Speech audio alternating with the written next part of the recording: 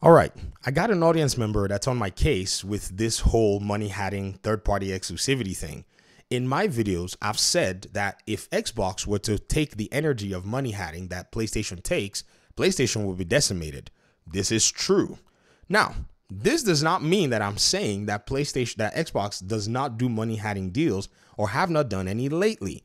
The question is, we're not really aware of exactly what the situation is.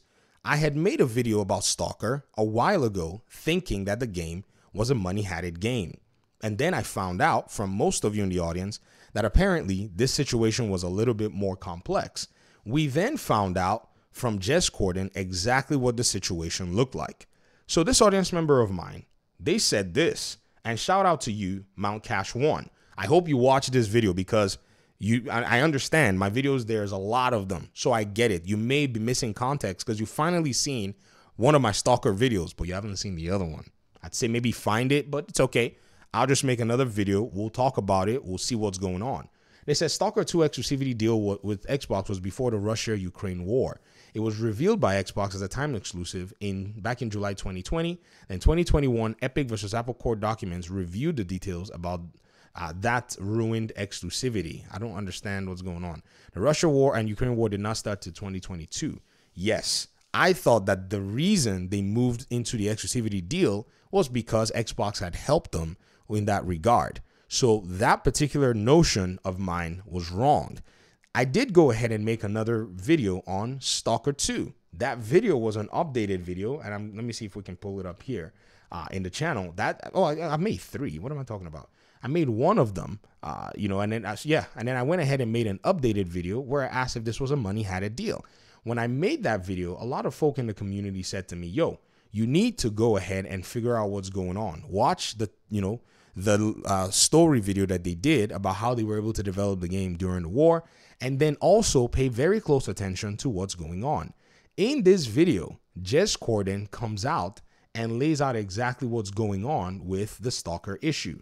This is exactly what, I think you need to go back and look at, because what you're wanting to do is you want to put Xbox and paint them in the same light as PlayStation. I agree. If Xbox is doing timed exclusivity as well and blocking games going from PlayStation, they're also scummy for doing it. I've said this many times. Does that make sense? I mean, like I am not defending Xbox in this situation, because the very first time I saw timed exclusivity that made me upset, it was Xbox that actually did it. It wasn't PlayStation. I was a PlayStation user at the time. So yes, I agree with you.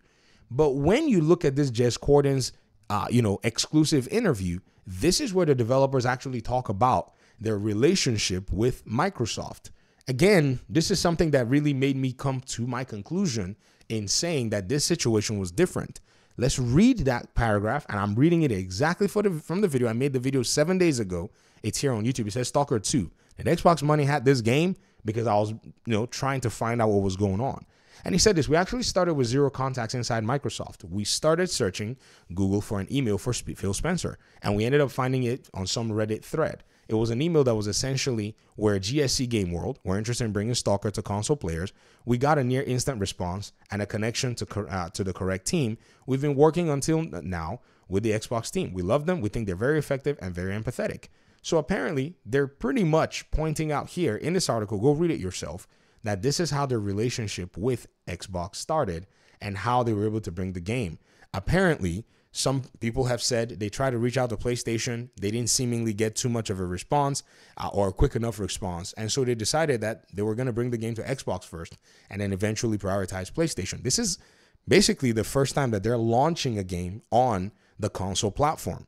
Just recently, they brought the other games as well, too. Now, if somewhere in all of this, Xbox money hatted this deal, they are wrong for that. Do you get me? I stay consistent on that. I also have mentioned, and you've said, you don't bring up other storefronts like Epic Games Store. No, you've seen me talk about well, maybe you haven't, because I've made like 1 zillion videos. But you have heard me, if those of you have been watching this video, talk about Kingdom Hearts and Metro Exodus. I'm very well aware of what Epic Games has been trying to do. I think Godfall was one of the first ones that they did, and they've done a significant number of others. And I've talked about how it's actually anti-developer in terms of their potential to reach other people, and how it's pretty much stunted a lot of developers, like Alan Wake's 2 developer. And I think there was like Godfall itself too. That one, yeah, it was a weird game. At the end of the day, it was a PS5 exclusive, but it only came to the Epic Games Store at the time. So yes, I literally understand like the impacts of what this whole so-called time exclusivity thing, basically blocking another game that is not yours from going to another ecosystem. And I concluded that if anything, like Xbox should never be caught doing anything like that. Now, if a developer comes to them and says, hey, we want to come in through your ecosystem first and all that, they can help the developer do whatever it is the developer needs help with. But they have way too many studios. They have way too many IPs. They have way too many possibilities to even dare bother with trying to go block games from PlayStation. It should never be their cup of tea, and I think they're moving away from it.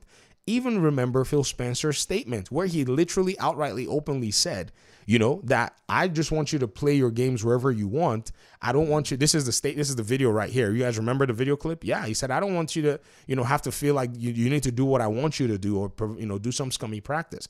So already you can tell that they're trying to distance themselves away from that. And there's a good reason for that. The reason is because they have so much content that they need to manage. If they're money-hatting games at this point, it's absolutely stupid. Sir, look at the amount of studios that they got going for them. Look at the amount of content that's about to, you know, break out of this particular platform called Xbox. Yeah, if they did the Stalker deal back in 2020, I think it actually makes sense that they did it then, because again, they didn't have as many, you know, studios to manage, didn't have as many games to come out. And I think that that was, you know, scummy of them, because they should have been managing their studios. And I've said this before. Everybody said this. I mean, this was Xbox's biggest problem anyways, that they didn't manage their studios. They couldn't get out games. So yes, I agree with you that it is not necessary. It's not a good look for them. And I think the reason, and I enjoy what's going on, I've pushed this PlayStation argument of PlayStation being a superior platform because it's able to compete to the wall, where now a lot of the PlayStation, you know, fan aficionados are now acknowledging somewhere or somehow that money-hatting is a bad thing. So what you're telling me now is PlayStation has not been able to compete head on. They've had to go through sneaky methods. And that's all I wanted to accomplish. It's anti-consumer, it's anti-developer, it's anti-competitive. Because if PlayStation actually competed head to head, I still think they would have won. And I think they would have had a better position by now. Right now, they're behind the competition, according to them, out of their own making. They literally put themselves in this position. So Xbox pretty much leapfrogging over them with money is because they never invested or positioned themselves to hedge well. So here we see in their leak analysis that we found when Insomniac leaked, and Jez Corden and all the other folk on the media published it, we're seeing them pretty much freak out. And they're freaking out because they did what Xbox did in the 360 days that made them have a really weird look in the Xbox One days. They depended extensively on these money-hatted deals, and they forgot that they needed to actually make their own studios and their content stronger and make it be in a place where it produced way more. Thanks for watching the video. I hope you see this video. In fact, I will link it to you now while I leave it unlisted. You'll be the first probably to watch it. Once again, appreciate you guys for your time and audience. Let me hear your thoughts in the comment section. Peace out.